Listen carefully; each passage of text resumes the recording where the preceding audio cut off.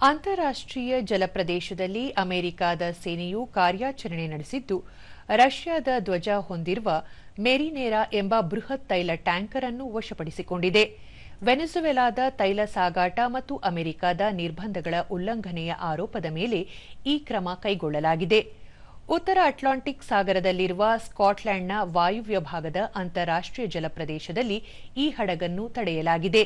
ಈ ಹಿಂದೆ ಈ ಹಡಗನ್ನು ಬೆಲ್ಲಾ 1 ಎಂದು ಕರೆಯಲಾಗುತ್ತಿತ್ತು. ರಷ್ಯಾ, ಇರಾನ್ ಮತ್ತು ವೆನೆಜುವೆಲಾ ದೇಶಗಳಿಗೆ ಅಕ್ರಮವಾಗಿ ತೈಲ ಸಾಗಿಸುವ ಶ್ಯಾಡೋ ಫ್ಲೀಟ್ನ ಭಾಗವಾಗಿ ಈ ಟ್ಯಾಂಕರ್ ಕೆಲಸ ಮಾಡುತ್ತಿತ್ತು ಎಂದು ಅಮೆರಿಕ ಆರೋಪಿಸಿದೆ.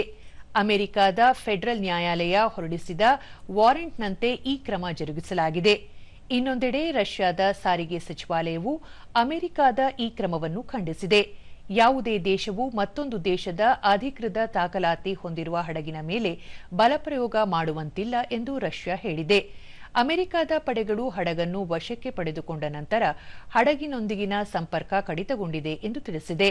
ಕಳೆದ ತಿಂಗಳ 24ರಂದು ಈ ಹಡಗಿಗೆ ರಷ್ಯಾದ ಧ್ವಜದ ಅಡಿಯಲ್ಲಿ ಸಂಚರಿಸಲು ತಾತ್ಕಾಲಿಕ ಅನುಮತಿ ನೀಡಲಾಗಿತ್ತು ಎಂಬುದು ರಷ್ಯಾದ ವಾದವಾಗಿದೆ. ಈ ಬೆಳವಣಿಗೆಯು ರಷ್ಯಾ ಮತ್ತು ಅಮೆರಿಕ ನಡುವಿನ ರಾಜತಾಂತ್ರಿಕ ಸಂಘರ್ಷವನ್ನು ಮತ್ತಷ್ಟು ತೀವ್ರಗೊಳಿಸುವ ಸಾಧ್ಯತೆಯಿದೆ.